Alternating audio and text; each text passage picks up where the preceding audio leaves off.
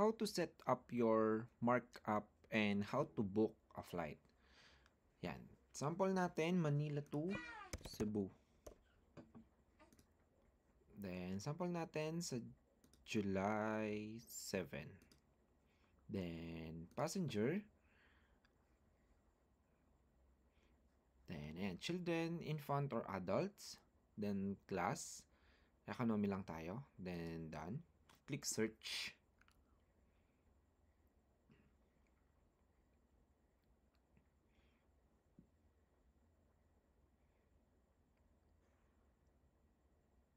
Here. Bali, ito daw yung pinakamura sa flights natin. AirAsia Z27730. Click book now. Then, ayan. How to set your markup. Bali, wait lang natin. Ayan. May makikita kayo ditong add your own markup. Click lang ninyo itong box na to. Then, ayan, yung title, leave lang natin siya. Then, amount, like for example, yung gusto ninyo maging markup ninyo is 300. Then, click lang ninyo itong percent, gawin ninyo na fix. Then, ayan, 2,029.88. Then, click apply.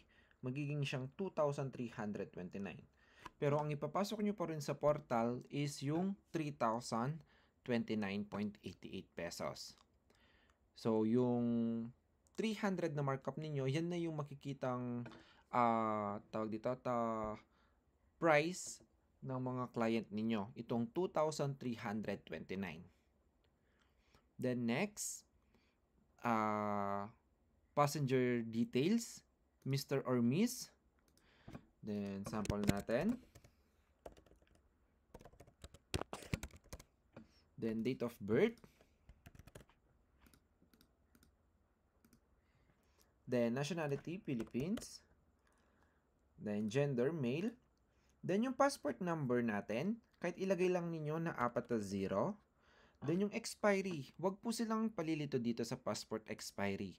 Ang passport expiry natin yan is 2024 pataas na. Like, for example, 2025 or 2026, 2027, basta pataas lang. Wag lang siyang pababa dito. Yan, 2026, any date, okay lang yan. Then, yung issue country natin, Philippines. Then, ito, passport issued date. Ito naman, pababa naman siya. 2023, pababa. Kahit ano rin dito, like ito. Then, any date din. Then, ayan.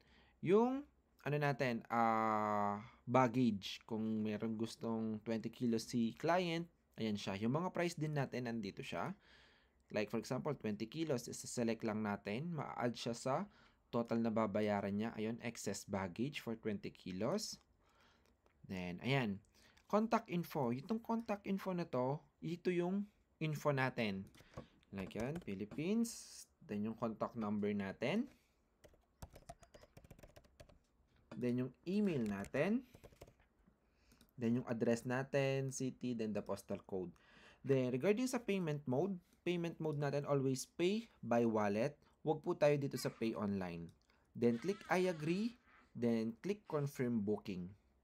Pagka-click confirm booking natin, ganito yung lilitaw na ticket natin. Ayan. Here, yung sample ng ticket natin. Your agency logo, your email agency, tapos nasa pinakababa, yung agency name ninyo, address, and also yung mga contact details ninyo. Ayan. Malay ganito po yung itsura ng itinerary natin na ibibigay sa mga client natin. Ayan.